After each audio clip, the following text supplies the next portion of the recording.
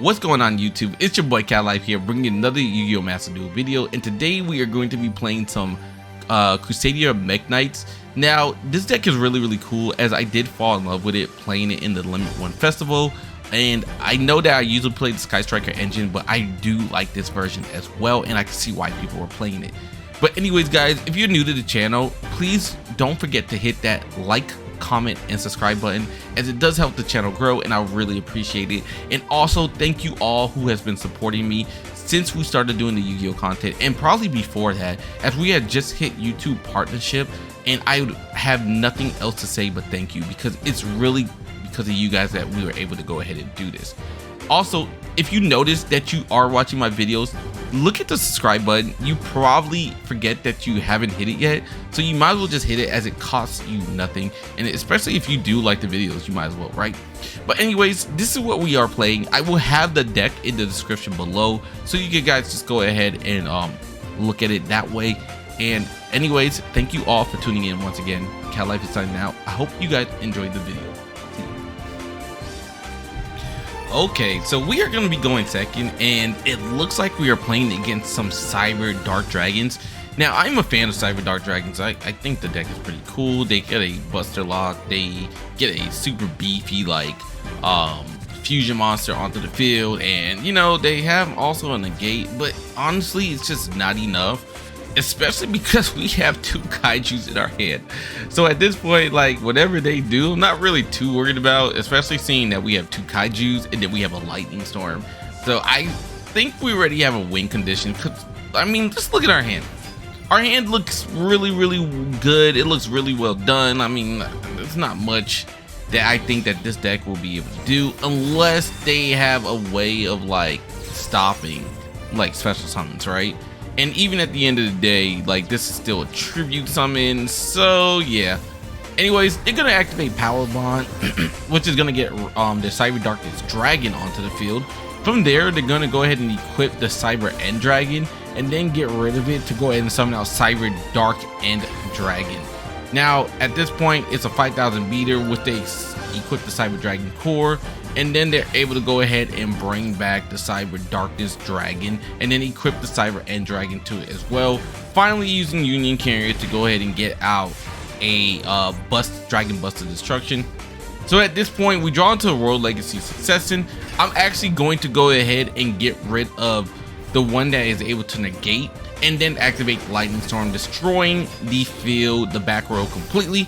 From there, we're going to go into Maximus, and then go into Crusadia Magus, and then from there, we're going to summon out our Mekk-Knight Blue Sky, which is going to activate Crusadia's effect, and then we can activate Mekk Blue Sky's ability as well, which is going to allow us to go ahead and grab a Mekk-Knight from our deck, and then we can grab a Crusadia monster from the deck. So I grab out our Draco, and now we're going to go ahead and link summon one more time into Regulus, and at this point, the game is all over, as this person can't do anything. We're going to use Draco's ability to go ahead and grab ourselves a Maximus from the graveyard, which is going to be the key component of this deck, and we'll grab ourselves a Crusadia Revival. Now, there's no reason for me to really grab Revival. I just did it just out of, like, basic, like, you know, reaction. But now I'm going to summon out Equimax, summon out our other Kaiju, and then summon out Maximus. We're going to activate the Crusadia Revival's power and activate Maximus' power to do double damage, and we're doing to do 18k. Oh my goodness. On to the next one, man. Alright, round 2, and once again we're going second. So if you notice, we are constantly going to be going second. It's just the way that you want to be able to play Crusadias, in my honest opinion. So we're gonna activate Maxx, but of course, you know, they have an Ash Blossom, so they're about to do whatever they want for the free, and there's nothing we can do to stop it, as we have no hand traps left in our hand. So now with the Pot of Desires, we notice that they are playing SWORDSOUL. I know, guys, I know. They're gonna summon out the Taya. From there, they're gonna remove Emergence to go ahead and get themselves a token, and then they are going to activate the power of Vessel Dragon, toss out the Adhara, get the Shuna into the hand, and now they're going to summon out Chai Chao. With Chai Chao on the field, they're going to go ahead and toss a card in the graveyard with Taya's ability, and also grab themselves a SWORDSOUL monster from the deck. So there goes the Vashuda into the grave, and here comes the Long Yun into the hand.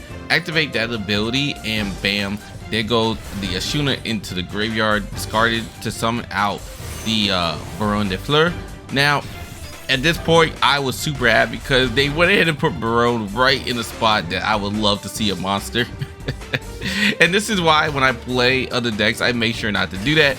But anyways, now we can go ahead and activate Infinite Imperm to get rid of Baron. And the reason I got rid of the SWORDSOUL Chai is because of the fact that I didn't want this to be blackout. And at this point, it is GG's. So now I'm gonna go and activate Megius, summon out our Mekk-Knight, get ourselves a Crusadia monster from the deck, which is gonna be Maximus, and then we can go into Regulix, summon out Maximus, get ourselves a Revival, and now with the power of Revival, we can actually attack multiple cards at once. And now we're gonna go ahead and activate Maximus' ability. We're gonna attack our own Kaiju and then attack the Baron de Fleur, and it's going to be GG's. There was no reason for us to go into another step, as this was just enough power to go ahead and end the game.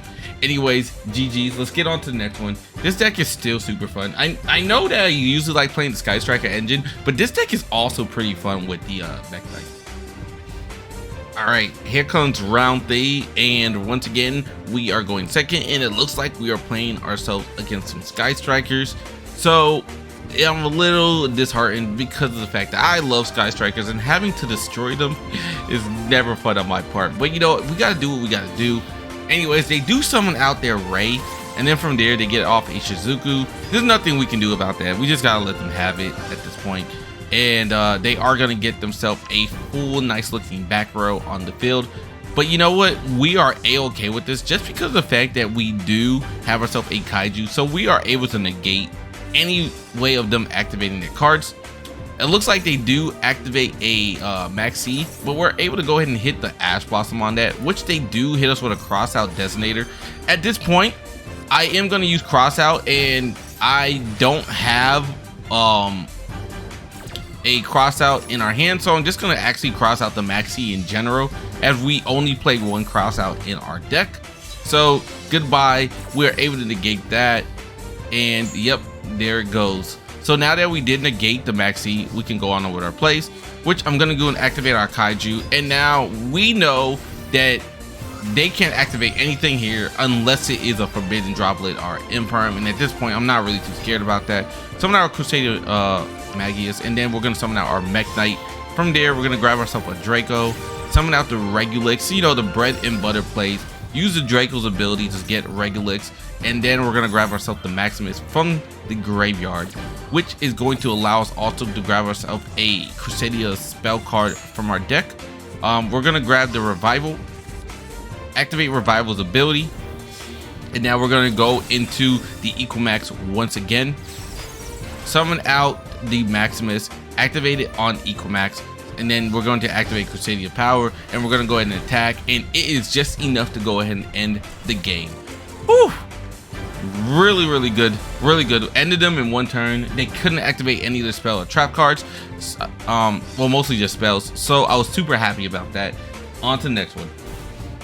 Alright, once again we are going to be going second, and you already know what the plan is.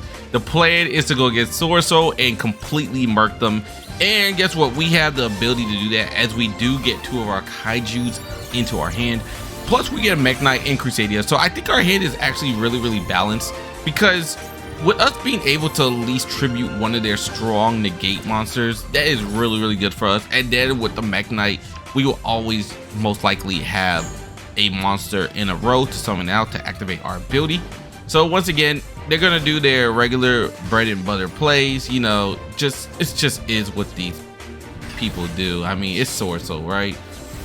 And this time they're actually gonna go into the Changing, and the reason that they did that is because they decided to activate one of the abilities of the war monsters, and luckily we draw it to a Harpy's Feather Duster. So we're gonna go ahead and activate this, which is gonna clear out the back row, and look what we actually end up clearing out.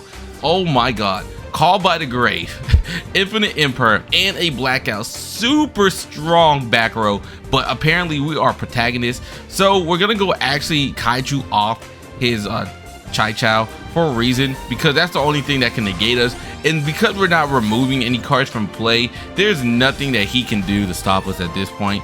Yeah, we do get our attack and defense lowered, but we're gonna be having so much attack, it's not even gonna cause any issue for us. So we do summon out the Regulix.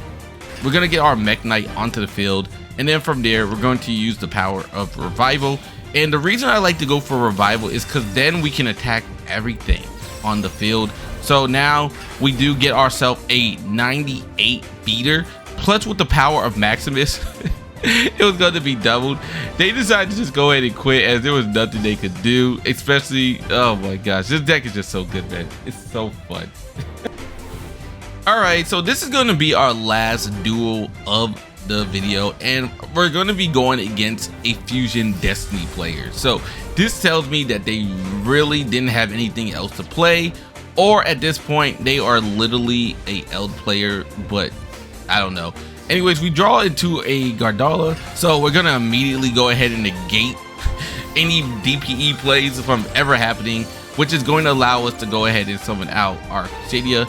And now from there we can activate our Peril Exceed, and now with the power of Peril Exceed we can get off another Peril Exceed monster onto our field. And this is going to allow us to also get the Magius play, so we haven't even activated anything else.